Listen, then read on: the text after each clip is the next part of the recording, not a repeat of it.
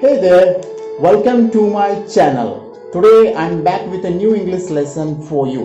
So in this video we are going to talk about some different ways to improve vocabulary. तो दोस्तों इस video में हम बात करेंगे कि हम अपने vocabulary को कैसे improve कर सकते हैं, कैसे strong कर सकते हैं. So we are going to discuss all these things later. So first of all, before we start this lesson, let me tell you what are the benefits of learning vocabulary or what are the benefits of learning a new word. First of all, learners can easily express themselves in a better way. I mean, if you have word power, then it will be very easier for you to express your feelings before others. अगर आपके पास word power है, आपके दिमाग में बहुत सारे English words है, तो आप इजीली दूसरों के सामने उसको सेंटेंस में उसको यूज कर सकते हो. तो this vocabulary plays a crucial part in spoken English. Secondly, knowing more words will allow the learners to use the same word precisely, more precisely. अगर आपके पास जितना वर्ड है और आप उसको सेंटेंस में उसका यूज कर रहे हो, इसका मतलब आपका स्पोकन इंग्लिश धीरे धीरे इंप्रूव हो रहा है. So it is quite clear that apart from English grammar, vocabulary is also playing a key role in order to improve your spoken English. So friends, at the end of this video there is a lesson, there is a test for you related to vocabulary. Video के and में आपके लिए एक test है. If you are able to pass the test, then let me know below the comment sections. और vocabulary को लेके मैंने और एक वीडियो ऑलरेडी बना चुका हूँ. I have already prepared a video related to vocabulary. If you haven't seen that video, then don't worry, I'll share the link of that video below the description box. So don't skip the video, keep watching till the end because it is going to be more interesting.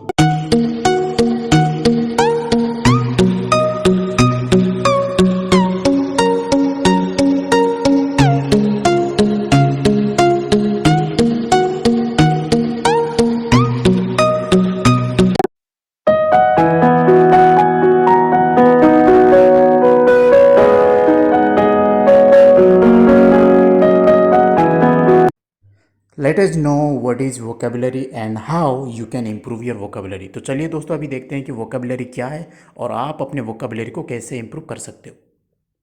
Vocabulary means collection of new words. Yes friends, it is quite obvious that when you collect a new word or when you learn a new word, that is called vocabulary. So vocabulary means collection of new words and it's used in sentences. So we learn a new word from different sources, from English newspaper, or we can learn a new word from an English textbook. That doesn't matter. But when you learn a new word, you try to use the same word in sentences. आप कुछ भी word सीखो उसको sentences में प्रयोग करोगे तो वो है आपका vocabulary. Now let us learn few ways to improve your vocabulary. तो चलिए अभी देखते हैं वोकेबुलरी कैसे इंप्रूव कर सकते हैं. How you can improve your vocabulary. The first one, make a habit of reading. As we know that reading is a skill. ये रीडिंग एक अच्छा स्किल है. अगर आप जितना फोकस करोगे रीडिंग के ऊपर आपका वोकेबुलरी उतना इंप्रूव होगा. Because reading is the best way to improve your vocabulary. When you read a text you just go through the context, you just go through the article, stories and conversation and it really helps you figure out and understand the meaning of English words. आप अगर कोई भी एक story पढ़ रहे हो या फिर कोई भी एक आर्टिकल पढ़ रहे हो तो आपको क्या करना है, उसके अंदर पूरा जाना है, डीपली पढ़ना है और उसके अंदर जो भी नए नए वर्ड्स है उसको आपको फोकस करना है. आप उसको आप जब आप रीडिंग पे ज़्यादा फोकस करोगे तो आपका दो बेनिफिट होगा. आपका प्रोनाउंसिएशन पे इम्प्रूव होगा. At the same time you can also improve in your vocabulary. So it is a very good habit. Always try to focus on reading. That doesn't matter what you are reading.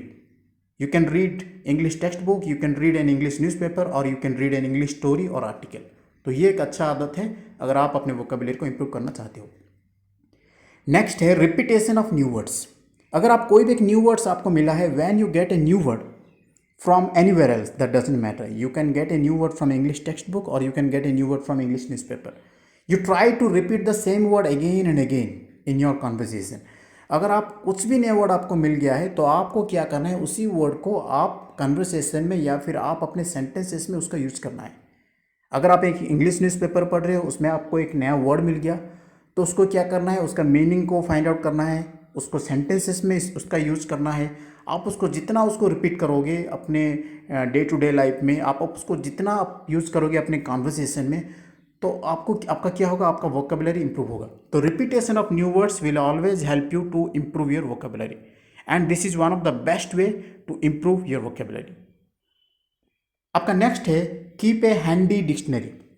This is very very important because for example अगर आप travelling पे हो, अगर आप कहीं जा रहे हो और suddenly you are reading an English newspaper and when you get a new word, अगर आपके पास डिक्शनरी होगा तो कोई प्रॉब्लम नहीं है, आप immediately you can get the meaning of that word. So keep a handy dictionary with yourself. अगर आपके पास डिक्शनरी नहीं है, pocket dictionary, then don't worry, you just download the dictionary. एक डिक्शनरी ऐप है, आप उस ऐप को डाउनलोड कर दो and immediately when you will get a new word from any different sources, you can get the meaning from dictionary. अगर आपके पास एक डिक्शनरी होगा तो आपको कोई दिक्कत नहीं होगा, आई मीन इंस्टेंटली आपको उसका मीनिंग आपको पता चल जाएगा अगर आपके पास एक हैंडी डिक्शनरी है। So this is one of the best way to improve your vocabulary. अगर आपके पास डिक्शनरी होगा तो कोई प्रॉब्लम नहीं होगा, आपको तुरंत उस वर्ड का मीनिंग आपको पता चल जाएगा। So keeping a handy dictionary will always help you to improve your vocabulary. आपका नेक्स्ट है रीड एनी इंग्लिश न्यूज़पेपर।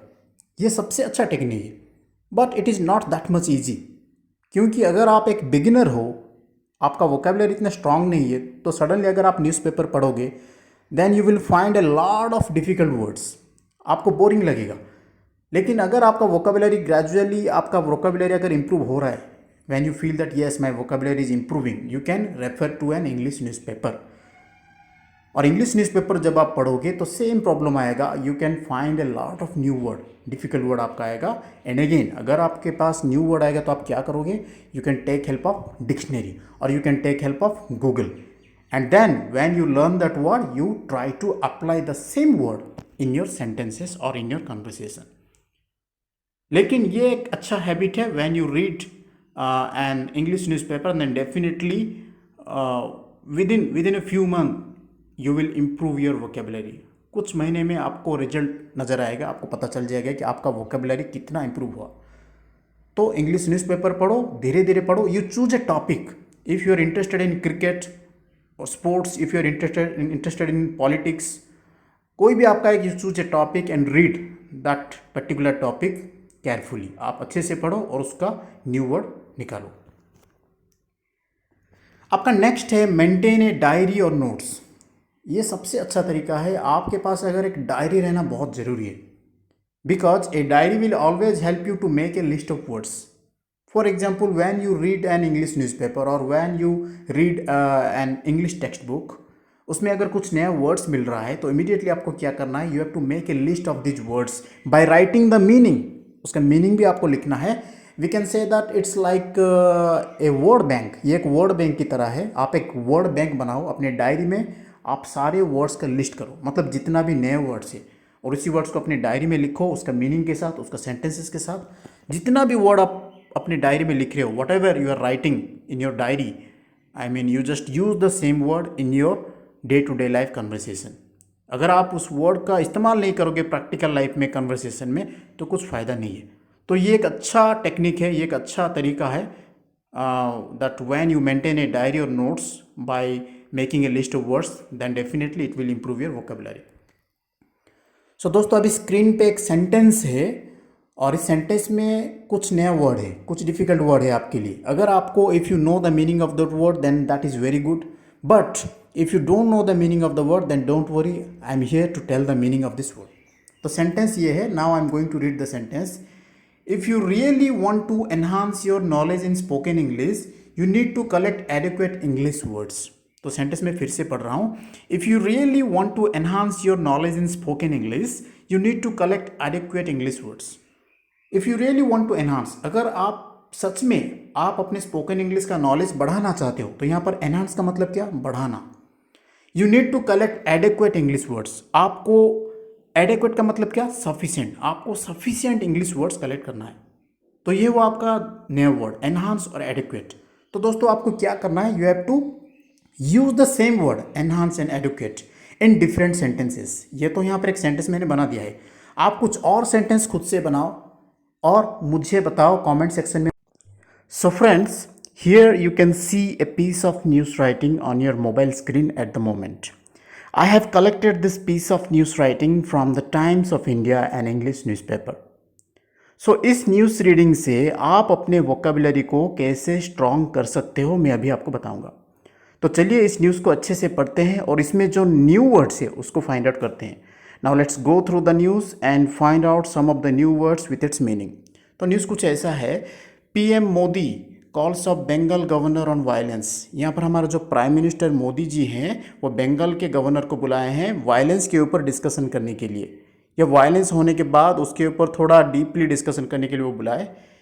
दीदी स्मेल्स प्रेसिडेंट्स रूल। यहाँ पर दीदी का मतलब ममता बनर्जी। ममता बनर्जी चाहती हैं कि वेस्ट बंगाल में प्रेसिडेंशियल रूल हो, राष्ट्रपति शासन हो। तो अभी न्यूज़ के अंदर जाते हैं। New Delhi, prime minister Narendra Modi spoke to West Bengal governor Jagdeep Dhankhar expressing anguish over the rise in political violence after Trinamool Congress won the election. तो यहाँ पर prime minister Narendra Modi spoke to West Bengal governor, यहाँ पर नरेंद्र मोदी जी ने हमारे वेस्ट बंगाल के गवर्नर जगदीप धानकर से बात किए हैं। एक्सप्रेसिंग एंग्विश, एंग्विश का मतलब क्या, मेंटल पेन, एक मानसिक वेदना।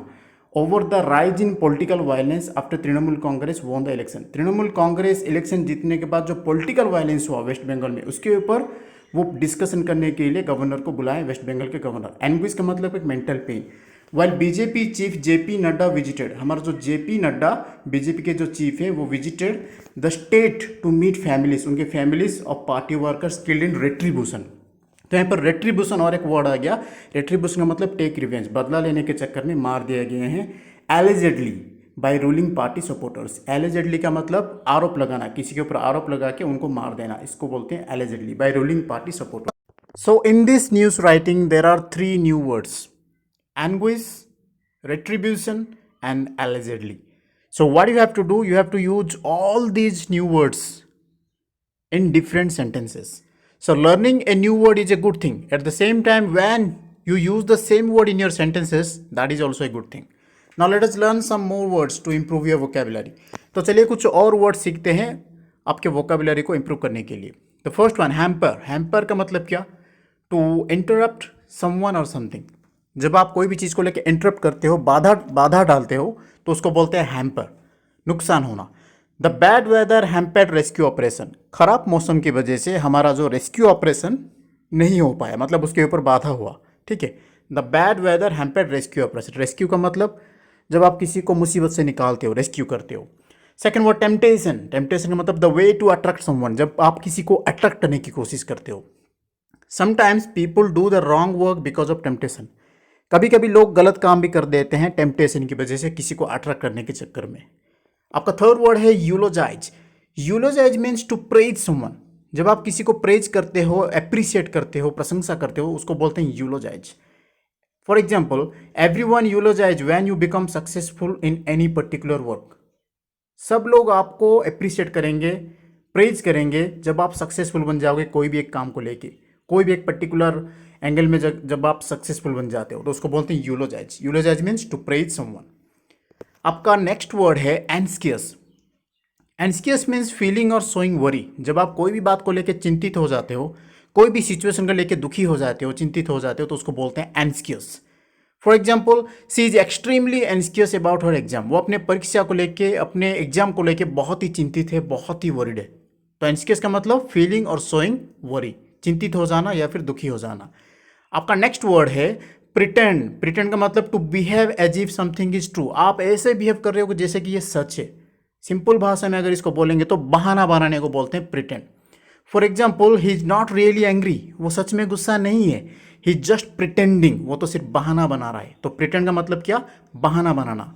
ठीक है, तो friends, how many words you have learn from this video, let me know below the comment section. आप कितने वर्ड सीखे हो और आप इस वर्ड्स को लेकर सेंटेंस बना सकते हो कि नहीं। I am eagerly waiting for your comments. So अभी आपके लिए एक छोटा सा टेस्ट है। Find out the synonym of the following words by choosing the right option. आपको अभी कुछ वर्ड्स दिया जाएगा, उसका सिनोनिम्स आपको ढूंढना है। ठीक है, राइट वर्ड आपको चूज करना है। Each question carrying 1 mark. Let us see how much mark you can secure. So आज के लिए इतना ही, थैंक यू।